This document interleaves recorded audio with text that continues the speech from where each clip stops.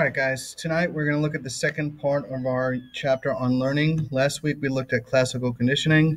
This week we're going to look at another form of learning called operant conditioning. And if you remember from last week, classical conditioning is a type of learning through association.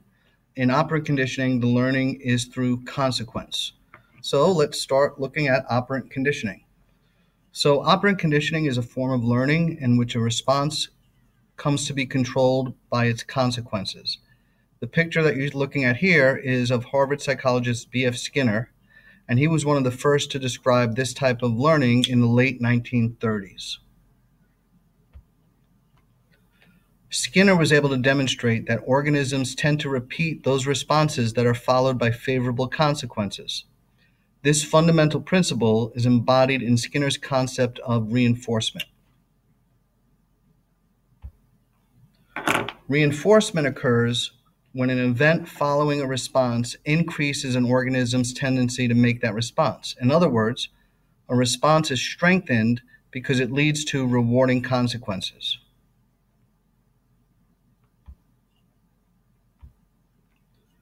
So Skinner and his followers have shown that much of our everyday behavior is regulated by reinforcement. For example, you study hard because you get good grades, and then you're likely to study again.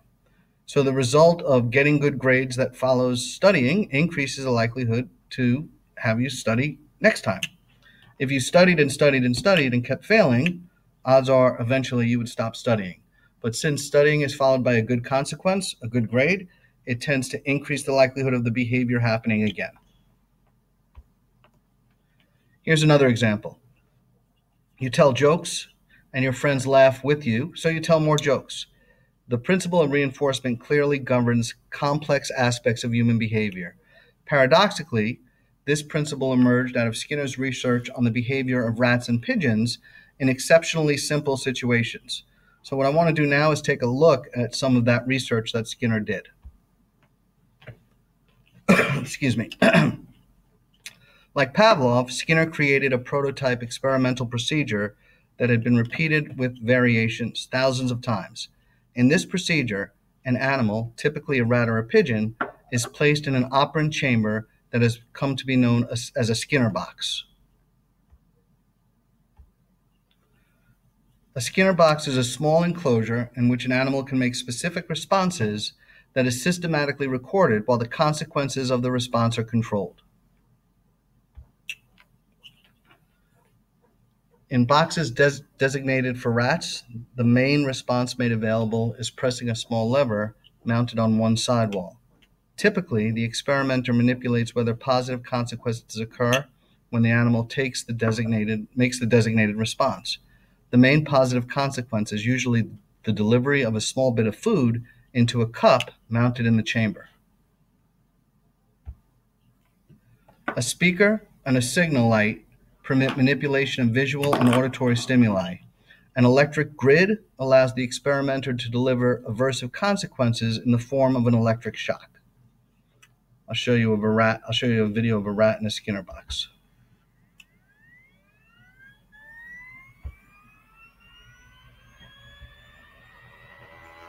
Here we see a Skinner box designed for rats. As you can see, this operant chamber has two levers that the rat can press, as well as two sets of signal lights for discrimination training. The reinforcement contingencies in the chamber are controlled by this electronic apparatus. Reinforcement in this box involves giving the rat a little water in the tiny water cup mounted on the right wall. When a rat is first placed in a Skinner box, it tends to explore its new environment. Some rats may explore for a long time and show no inclination to press a lever. When this is the case, the experimenter may have to shape the lever-pressing response.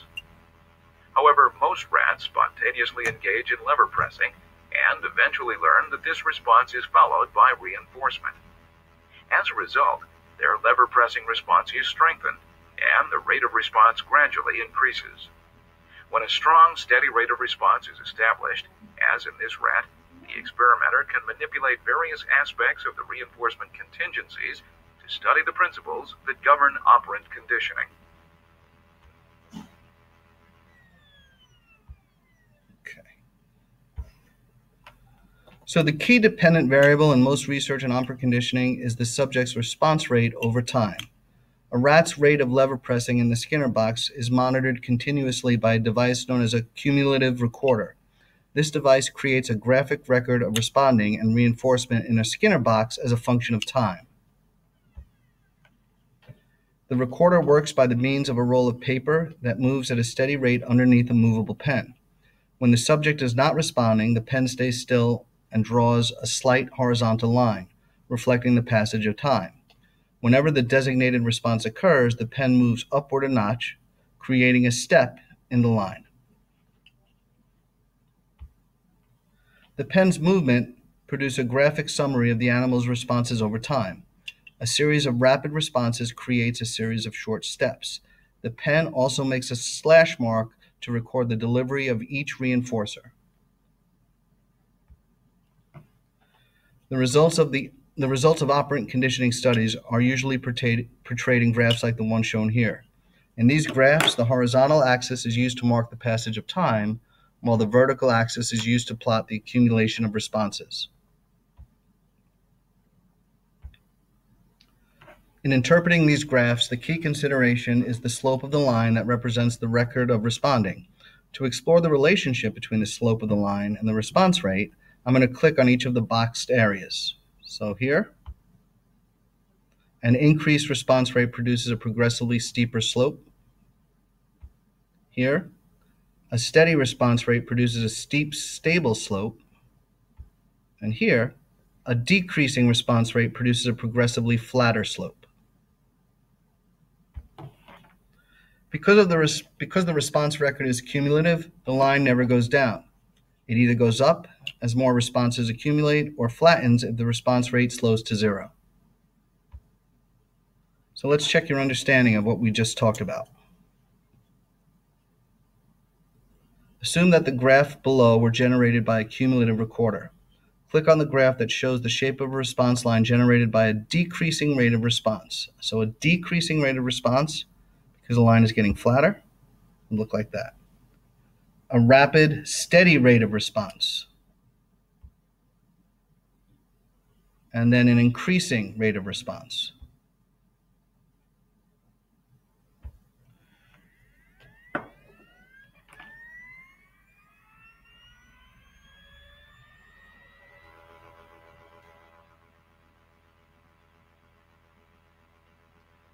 In operant conditioning, as in classical conditioning, acquisition refers to the initial stage of learning some pattern of responding.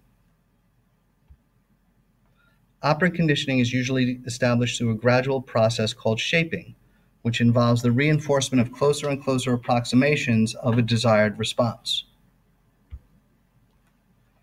Shaping is necessary when an organism does not on its own emit the desired response. For example, when a rat is first placed in a Skinner box, it may not press the lever at all. In this case, the experimenter begins shaping lever pressing behavior by reinforcing the rat whenever it moves towards the lever. As the rat's movement toward the lever becomes more frequent, the experimenter starts requiring a closer approximation of the desired response, possibly reinforcing the rat only when it actually touches the lever. As reinforcement increases the rat's tendency to touch the lever, the rat will spontaneously press the lever on occasion, finally providing the opportunity for the experimenter to reinforce the designated response. These reinforcements will gradually increase as the rate of lever pressing increases. So I'll show you an example of that too.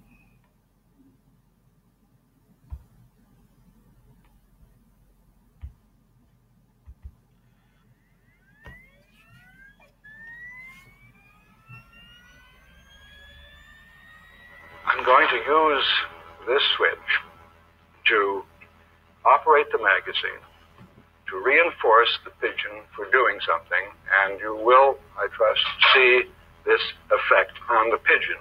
And we're going to try another pigeon now, and I will try to pick out some particular pattern of behavior and make it a more frequent part of the repertoire of the bird.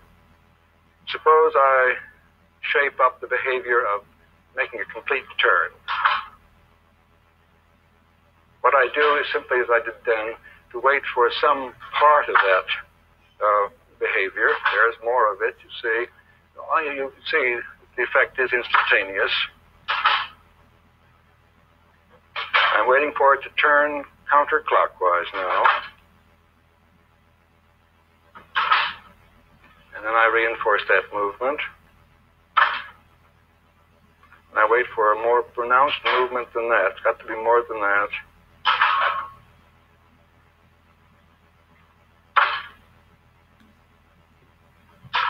There we go, all the way around.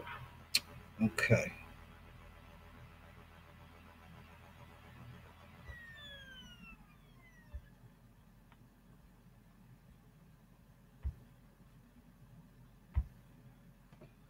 The mechanisms of shaping is the key to training animals to perform impressive tricks. When you go to a zoo, a circus, or a marine park and you see animals performing, you are witnessing the results of shaping.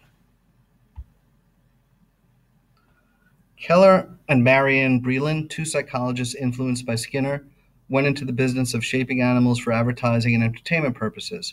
One of their better-known feats was shaping Priscilla, the fastidious pig, to turn on a radio, eat at a table, put dirty clothes in a hamper, run a vacuum cleaner, and then go shopping with a shopping cart, all based on operant conditioning. See if I could show you a video of that too.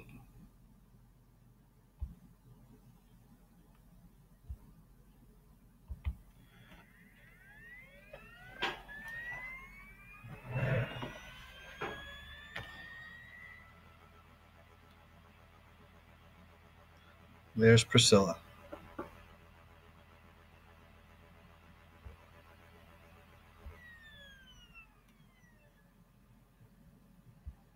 Okay.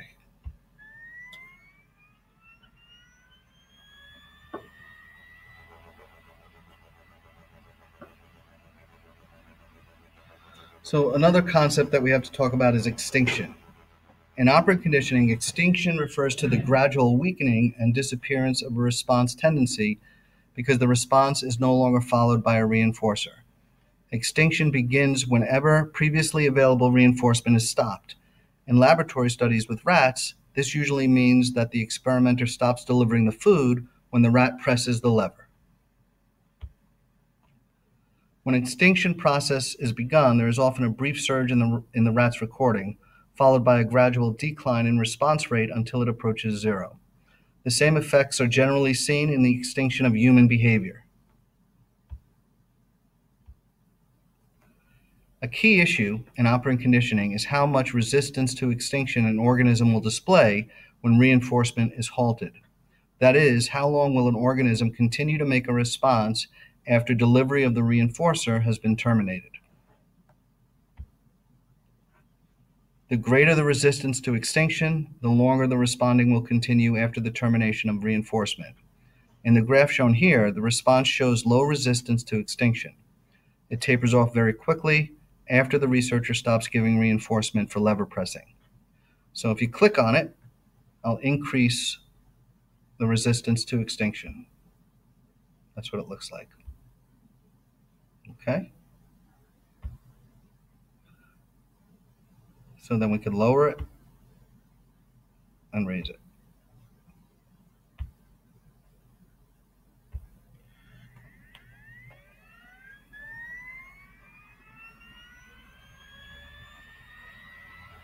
Okay, that's the end of video 1.